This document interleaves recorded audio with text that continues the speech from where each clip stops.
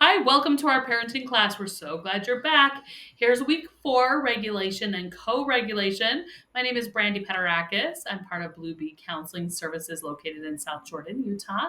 And we have here with us again, Kim. Hi, I'm Kim Jensen. I'm also a therapist here at Blue Bee Counseling and deal with a lot of the kids that come through. And I'm Sydney. I am an intern at Blue Bee Counseling, just working until I go into my graduate program. Which is soon, coming up here very fast. Okay, let's jump right in. Regulation and co-regulation. Last week we talked about reflection. We've also talked a little bit about relationships. This is the third R, so we have 2 more after this. Can I say something here? Yes. I think that this one is probably one of the biggest ones that brings people in the doors of therapy. Like learning how to regulate their body and their emotions is huge. And a lot of times we don't know how to do this. We don't recognize that there's all these emotions that are down there that just kind of need to come out and how to come out appropriately, right? And so I'm really excited about this week. Yeah, I saw the topic. I'm like, oh, yeah, I'll do this one. Yeah, I can definitely help with this one. This is a good one. It's a good one. And it's, I think, one of the most important of the R's. So let's just jump right in talking about co-regulation because it is something that needs to be talked about. In parenting, co-regulation is the presence of a calm and connected caregiver who can enable a child to regain balance when they're upset or afraid. Sometimes we assume that our children understand their feelings or can process their feelings when they are upset, but they can't. We need to be the calm front for them to help them navigate their feelings. So when our child is upset, our nervous system is the one that responds, and it's difficult not to get upset with them. So sometimes they start yelling, you want to start yelling back, but it's important to stay calm and meet them at a more neutral place rather than meeting them where they're at. I like to say it kind of like this. So sorry, Sydney. Oh, no, you're good. But it's kind of like this. Like we find that the kids will have their emotions are high and they're feeling big, right? And as caregivers or as parents, we come in and we like want to meet them right there with our emotions. Like, you're feeling this way. Well, I have to meet you right there. So I'm going to be loud and I'm going to be very direct in the way that I'm talking because I am the parent and I'm going to show you who's in boss, right? And then it's like, oh, well, then they up you one. And they're like, no, you don't. I'm actually bigger and my problems are more important and I'm really upset. And then you're like, nope, I'm the parent, so I'm going to meet you, but I'm going to raise you one, right? And we do this thing. The reality speaking here is understanding that that's a trap. That is a trap, and the parents can actually go down low and deep and cool as a cat.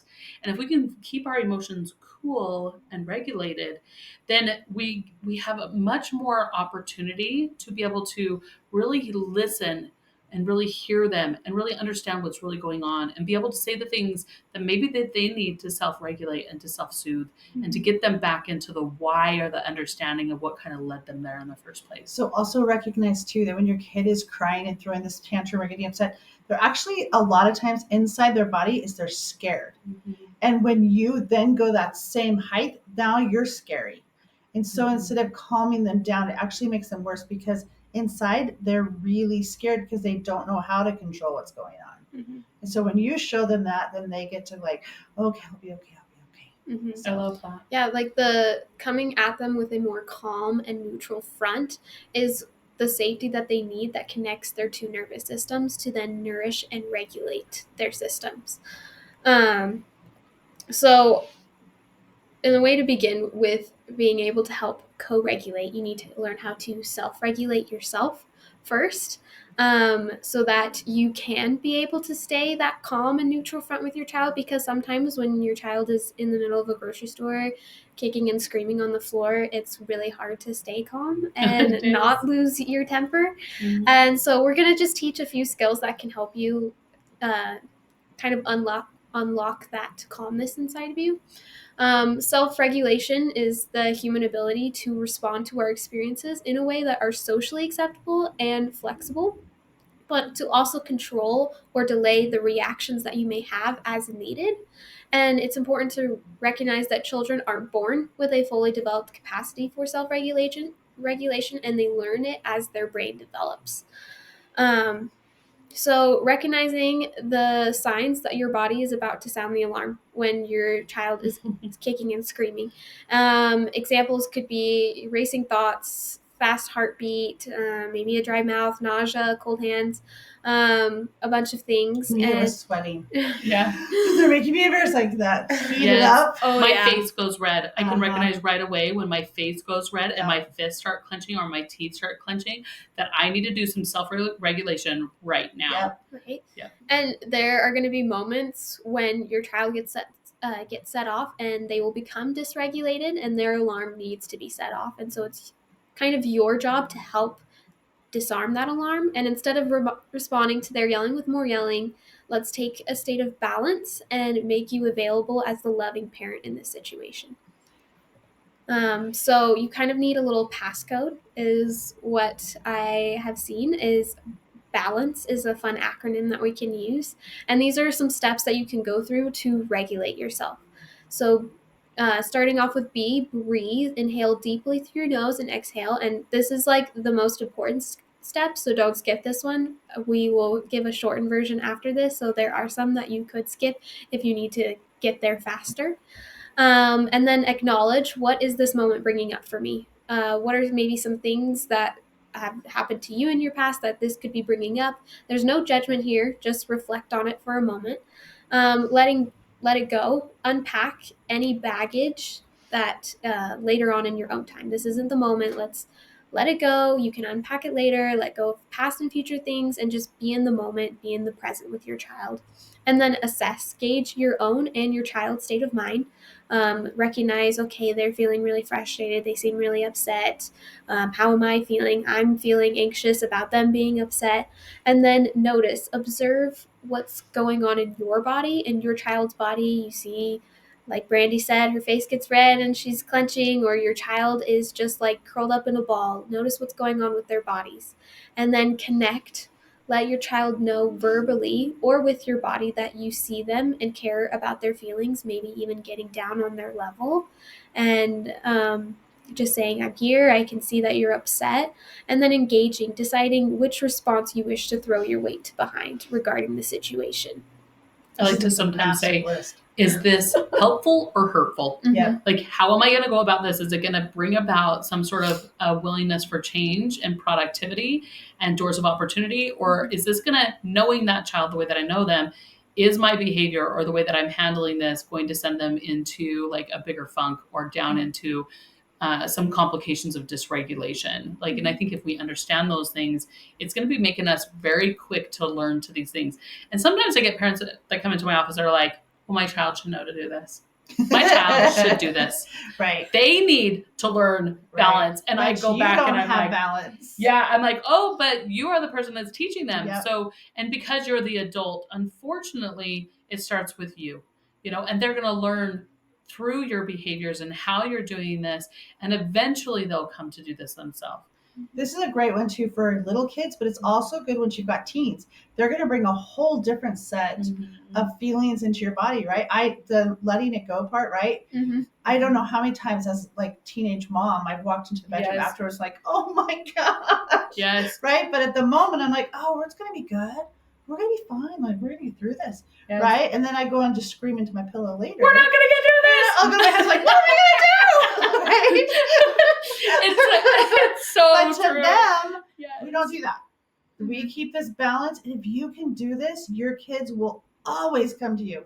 If they know no matter what happens, this is your reaction, they will come to you every time. That's why they come to the therapist, because their therapist doesn't react. No, we're not like, oh, you did what? Right? Oh my gosh, shame, judgment, blah, blah, blah, all over our face. This probably isn't a better thing than this right here. Yeah. Yes. And balance, it's something that you should practice, even if like maybe you're not in a moment where you need it, but just like continuing to practice it so it becomes more natural for you, because it is what is essential for having those moments of self-regulation when it is like an emergency and you got to throw your balance in there and you haven't been practicing it. But we're also aware that not every single time you are feeling like dysregulated or your child is being dysregulated that you're going to jump perfectly through this.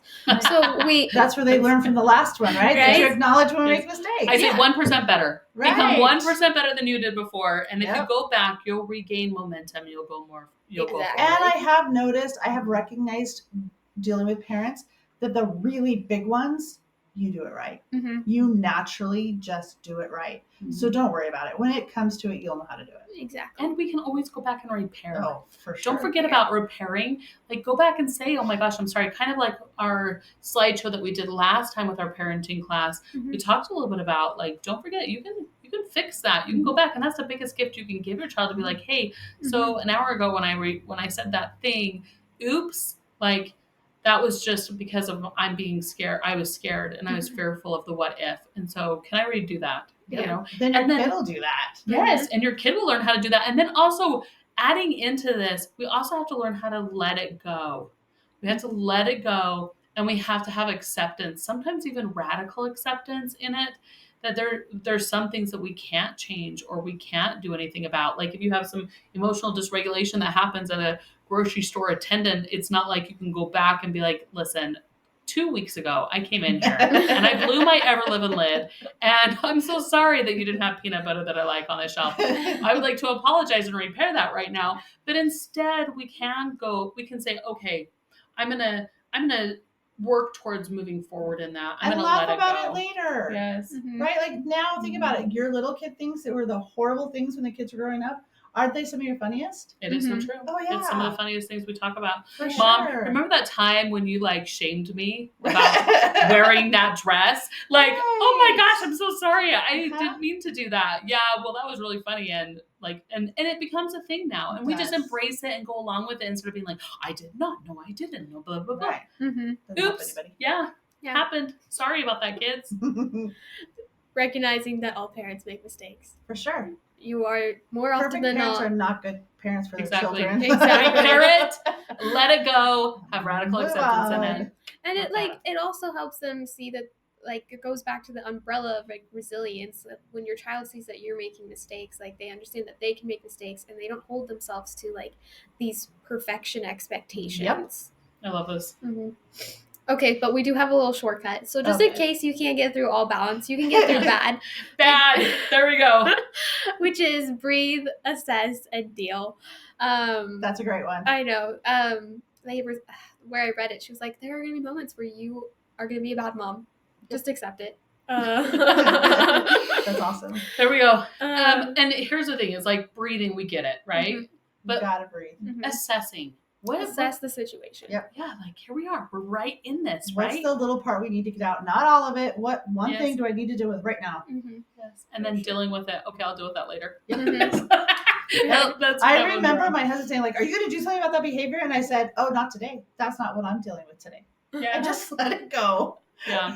We're gonna come back to that one Well, because like, I can't do it appropriately. Right? Nope. And also, like, pick and choose your battles. Yeah, Like, I'm not going to pick that battle. is that really, like, life altering? Is it going to affect the greater good? Right. No. It was a Yes. little tantrum. Okay, it happened. It was embarrassing. But, You don't have to beat it to death. yeah. And sometimes I have to take it. I have to beat him to death. Beat it to death. The idea, not the person. Oh, that's so funny. But sometimes I just have to breathe and I have to see the situation. And then sometimes I just pick myself up and I pick them up and I drop off my cart and I'm like, ma'am, I'm sorry. I have to take my child home. Yep, And we're I home walk now. out, Mm-hmm. right? You're just like, we're not doing the grocery shopping thing today. sorry. Like, oh, and I had expectations that I was going to get all these 5 things done and hang out with a friend. Yeah, that's not happening. Mhm. So sometimes I think dealing with is like having that acceptance that Yeah. dealing with it might be a little bit hard. Maybe different than what you expected. Yes. Yep. Yeah. Okay. So I want to talk a little bit about maybe some emotional dysregulation. So we talked about all the ways that you can regulate and self-regulate with you and your child.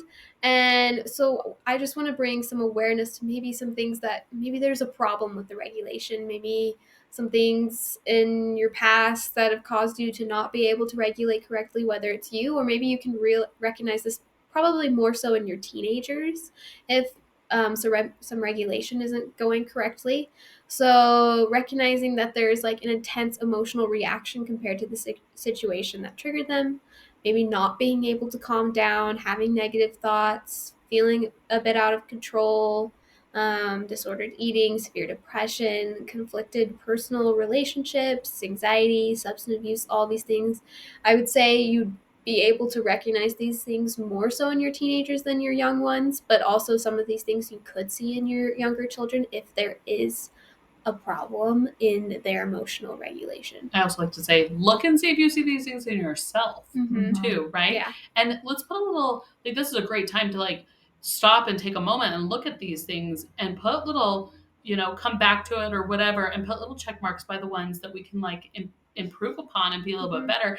And if you're finding that you're not checking any of these, then you probably should look again and look a little bit harder and better, because every single one of us finds that some of these things hit our anxiety list or our fears or our complications in the way that we regulate ourselves with other people, not just with our family, but others around us as well. And so if we can find tips and tricks on how to solve some of these things, talk to your therapist, look them up on the internet, dive into some podcasts, pick up some books at the library, whatever it is for you. But if you recognize that you have them, then you're always going to have them if you don't strive to do something about it and to change.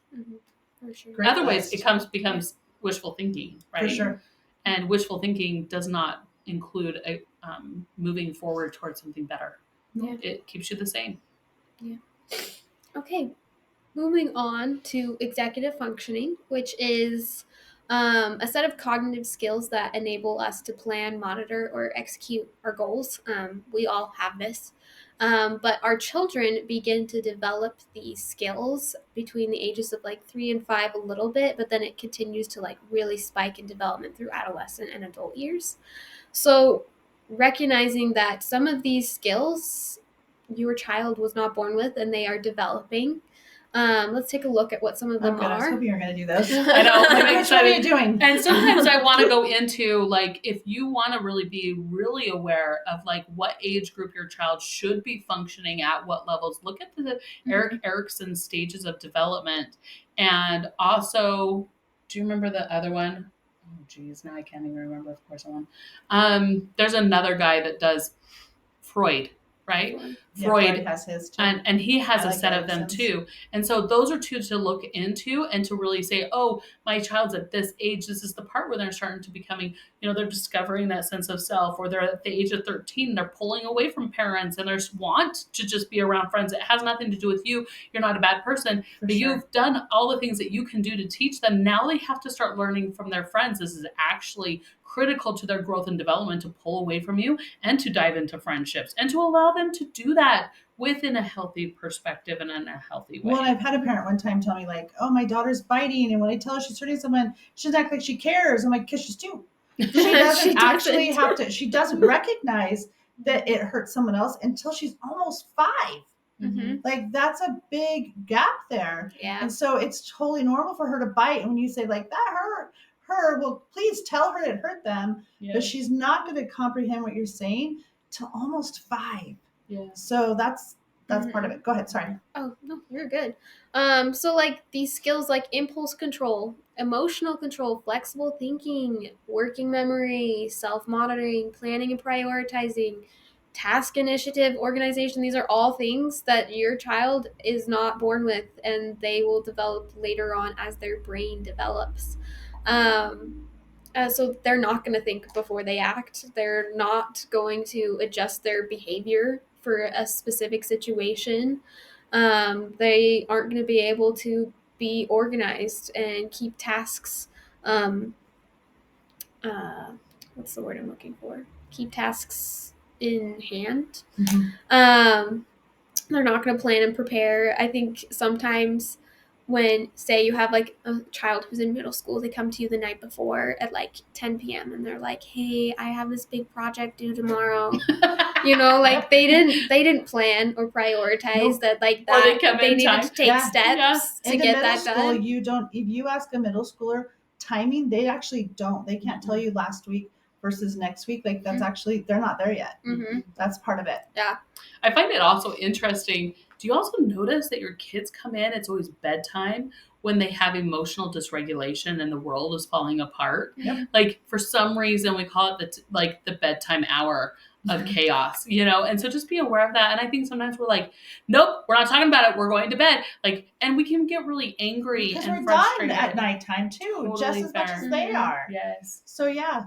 And then we, at our house, we call it Sunday-itis. Yeah. Our kids get sick, they start getting anxious because school's about to start on Monday. Mhm. We call it Sunday-itis. Like, oh, you got a bad case of Sunday-itis. Like Yeah, that's, it's rough. because it's something. And I think sometimes it's just about awareness of it. Yeah. So then we can sit down with our kid and be like, it's totally understandable that you were busy all day long and now you're feeling these fears and you're feeling this frustration that's kind of coming up. And now is the time to break down and cry because it's almost bedtime and our emotions are a little bit stronger at night. Mhm. And we feel the need to repair them at this time. And especially since I don't want to go to bed, right? And so having some empathy and understanding with them, but also set boundaries of hey, let's set that time for tomorrow at 5:00 rather than today. Or if you want to talk about it, then let's set a timer. We're only going to talk about it for 10 minutes. So let's really dive into those things that are really important right at the very beginning and not wait until after. And hey, it might just because your emotions are really heightened because you're tired. This actually isn't a good time to talk about these things right now.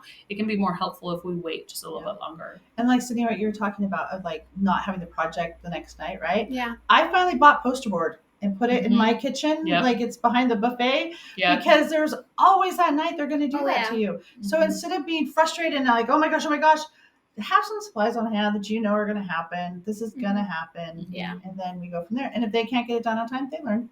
Yes. They'll learn real quickly one bad thing and they're like, oh, I'm not going to do that again. Yeah. I think sometimes as parents, we try to stop our children from having that bad grade or not having the project. We want to try and save them from For sure. it. But sometimes it's kind of good for their growth to have that consequence To fail in something. Yep. Mhm. and learn from it. For sure. I actually can't save you by coming to school and bringing you your homework assignment today. Yeah. Yep. For sure. Or I can, but I'm going to stop doing the dishes and you'll have to do them for me when I get home. Yeah, that's right. Mhm. Which one do you want? That's right. I love that. That's a good one. Okay, so moving on into eternal family systems. What did I say? Internal family systems. What did I say? Eternal. Oh, I heard eternal too. So I'm so sorry. funny. I was like, Sorry. But I think that this But is yeah, a that great works thing. too. Eternally or internally. internal family systems model. So there are about 3 different kind of internal people, I guess I would say, in your head. Internal managers, internal exiles, and internal firefighters. The managers keep us organized and safe. They are there on the good days, but on bad days, they can push us towards perfectionism or even keep us from doing things that will be fun out of fear. And then our exiles are the parts of ourselves that have experienced trauma. And when they don't get attention, they tend to scream louder. And we try to silence these parts of ourselves and try not to acknowledge them. But when we are aware of their existence, they can be more helpful than hurtful. But if we don't acknowledge them, they can try to override the internal managers and keep us from being safe. And then the internal firefighters react when our emotional pain and vulnerability surface, and they can be seen as jumping in and putting out fires. And when they see you trying to engage in putting them out by yourself. These are really good. If you're really curious about internal family systems, there are some great books out there. And I use this a ton in my office. There are parts inside of us that come out and really go to bat or harm us. And we have to be aware of what those are. They all are intentionally on trying to save us and help us. There's not really necessarily a bad part. There's just bad actions that can sometimes come from them. And so when we have that deep sense of awareness, then we can be like, ooh, that part of me is coming out. That internal manager is really wanting me to stick on my task and do this course, but at the rate that I'm not going to be able to really allow my hopes and dreams to come true. So it's expensive to something else. For sure. Good. Okay, and then lastly, I wanted to talk about mindfulness again. Being Wow, able, this keeps coming up. I know. Interesting. I wonder if it's important. Maybe. So these are just some ways you can practice some mindfulness. I thought it was a little fun activity. I can see sometimes mindfulness is hard to just like kind of be there in the moment and not think about worries or I have to do this later, I have to do this later. But just trying to find a moment throughout the day. Maybe you can't do it every day, a couple times a week, where you just set a timer for maybe like 10, 15 minutes and just sit there and let your mind wander and not worry about all the little details that you have on your plate.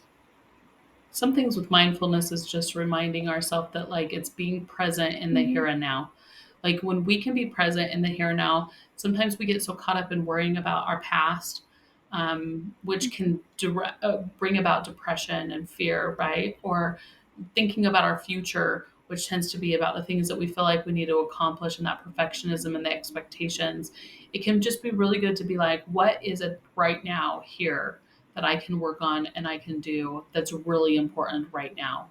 And so that's practicing mindfulness can bring us some of those places. And I love these 6 concepts of like taking a seat, setting a time limit, noticing your body, feeling your breath, noticing when your mind has wandered, I think is so important. Being kind to your wandering mind. Like, I get it. I understand why you're wandering, but let's set a time limit on that. Let's put that for 5 o'clock today or at 8 o'clock in the morning because tonight I'm trying to go to sleep, right? Like, Yeah. there's some great components in mindfulness. There are great books out there also that can teach deeper levels of mindfulness. Like definitely mind and spirit yoga. Like there are mental health professionals that actually do yoga out there. Finding one of those and sitting in one of those classes can be like super invigorating and aware and create awareness about your body that is so helpful in regulating your emotions. But also recognize too, this can be little stuff too. You can be making dinner and just as you're making it, recognize your breath, recognize the chopping of the vegetable, recognize, right? As you're driving your car, recognize the next 5 breaths, recognize the brake lights in front of you, the music playing.